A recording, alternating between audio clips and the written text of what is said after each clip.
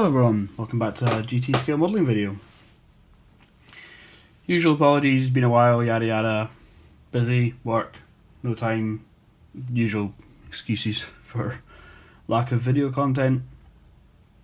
Partly also, I just get kind of into my builds and kind of sporadically working on them, which means that I just forget to film videos as I'm going, and before you know it, stuff's either done or at a point where it's maybe not much point showing it, so that's why there's been a lack of videos. I want to start this one off just by showing you quickly round. This is the kind of only model I've finished in any kind of recent time. You may remember, well, about a year ago now actually, I got a kit from Kitmaker Network from Armorama for build review. It was the Academy K2 Black Panther, a South Korean main battle tank. Domestically produced, but kind of a development from their K1A1, which was a kind of a development from the M1 Abrams-ish with some domestic changes.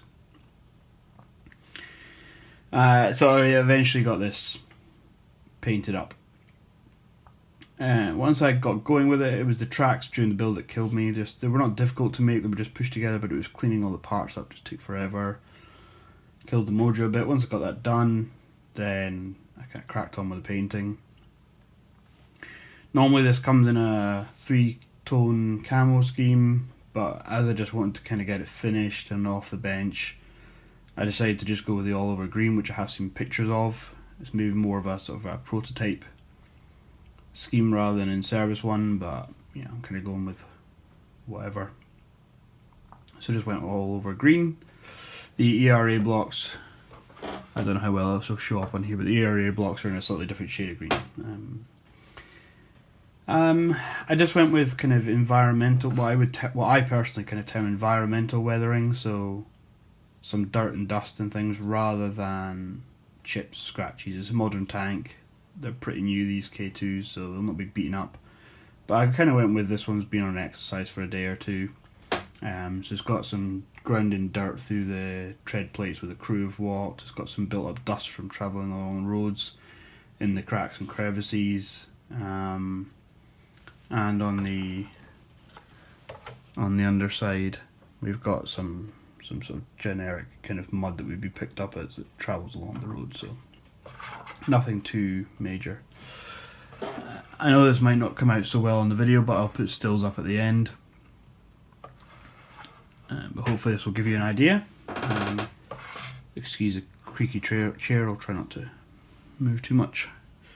So the tank also has, again, I don't know if you'll see them, but in the lenses has kind of this iridescent, you know, see here, sort of iridescent sort of stickers. They're quite cool, and a nice little kind of colour touch. I would have rather maybe just had clear lens blocks personally, but apart from that, really nice kit to build. Very kind of Tamiya-esque, I like to say. It built up very quickly. It wasn't overcomplicated, it wasn't over-engineered, but it wasn't kind of childlike simple. Just very straightforward.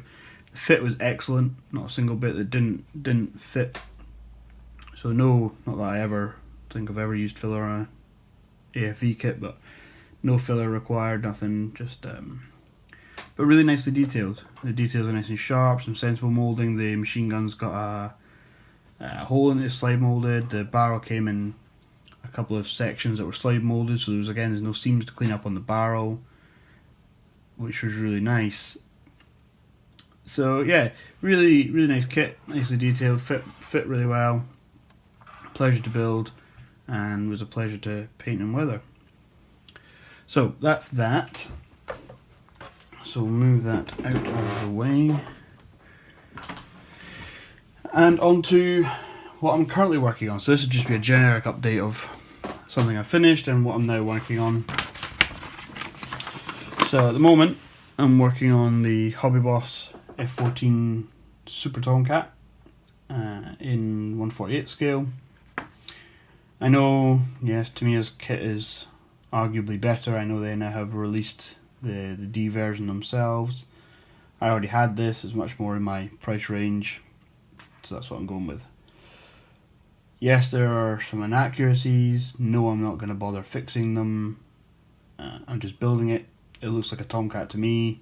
Tomcats are cool, so I'm building it. Not entirely sure which scheme I'll go for yet. I don't really plan to do one other than what maybe comes in the box.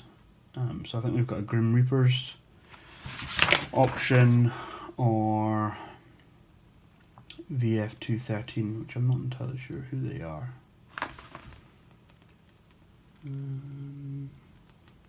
Not sure what squadron they are. 213, whatever that is. Somebody might be able to tell me what VF-213 is. It's a much more low-key scheme. Just the low-vis markings on the nose and the tail.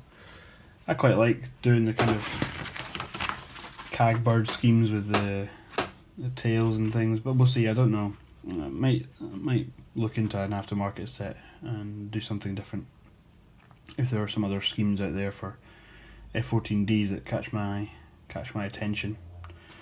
So that's what's on the bench at the moment. The progress as it stands.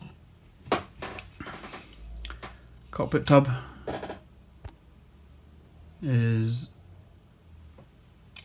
done, and the front fuselage cockpit area here is together. I've started working on these seams. I might give them a quick coat and see whether the work I've done is good enough.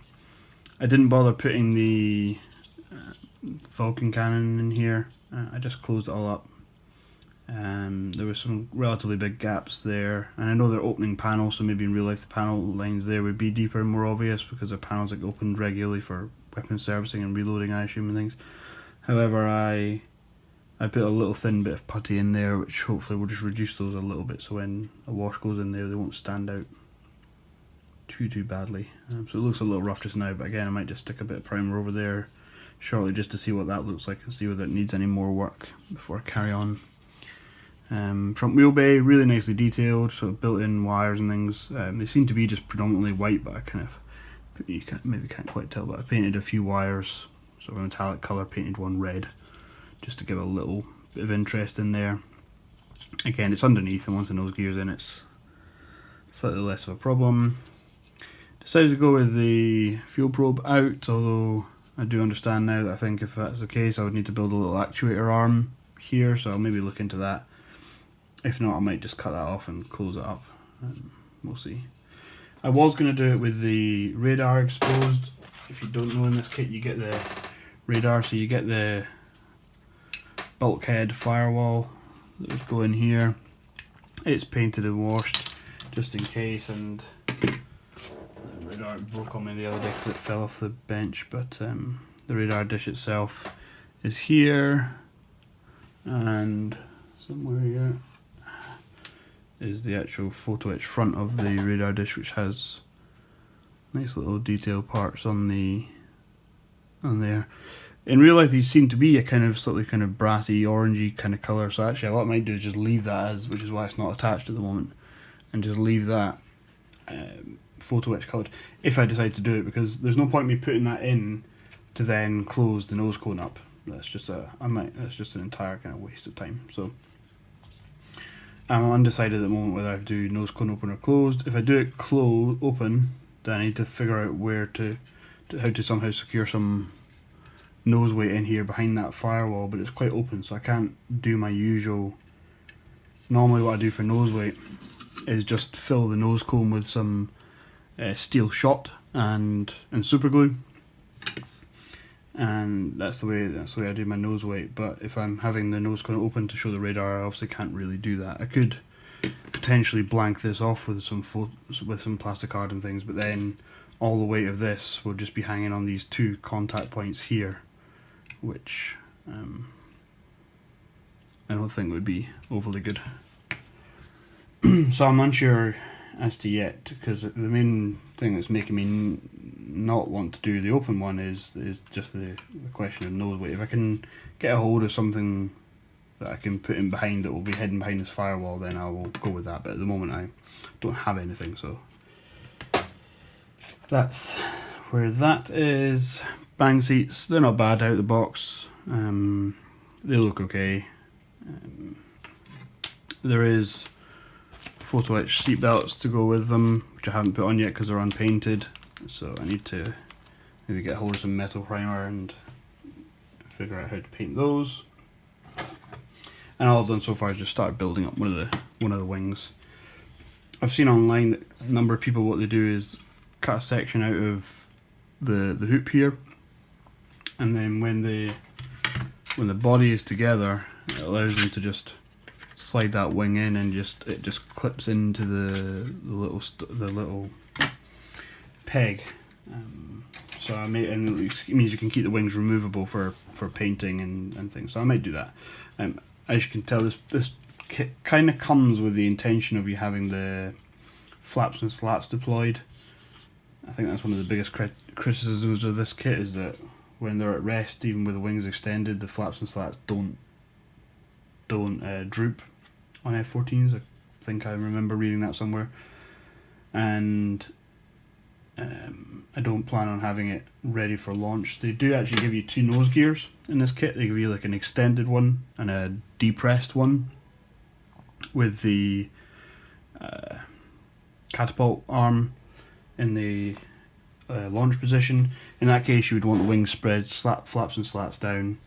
I don't plan on doing that. I plan on allowing the wings to swing, mainly for shelf space, which means that I need certainly the flaps to be in the raised position, otherwise the wings don't sweep. So that's the plan. So the next step will be to build the other wing. I had heard online that, I read somewhere that it seemed pretty tricky to get the wing into the kind of non-flapped and slatted position, but it didn't seem to be too much of a problem for me. I just cut the bits off for this and put that on, and somebody said you had to adjust the kind of filler piece here for it to fit the flaps in the up position. I didn't seem to have any issue. If that means that looks inaccurate compared to something else, then I frankly don't care. The wing's in the right position as far as I'm concerned. Body is just taped together for just now. So that's where I'm at just now. Next steps, as I said, we build the other wing, get some primer on here. Sorry if you can hear the cat crying in the background. She's probably lost in the house somewhere. And decide kind of what my scheme's going to be, and get some alternative decals if I need to do that. So that's where I'm at. That's what I've been doing. And hope everybody had a good Christmas.